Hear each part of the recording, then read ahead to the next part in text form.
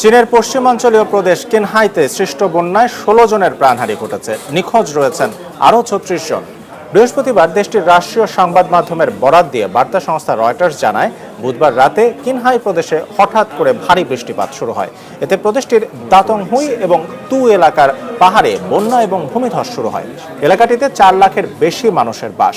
বদলে গেছে বন্যায় নদীর গতিপথ। বন্যার কারণে শহর এবং গ্রাম প্লাবিত হয়ে পড়েছে। বন্যায় আক্রান্ত হয়েছে ৬,২০০-রও বেশি মানুষ। উদ্ধার অভিযানে কাজ করছে প্রায় ২,০০০ মানুষ। On a boulder in the middle of the river, appeared to lose forever during a heat wave.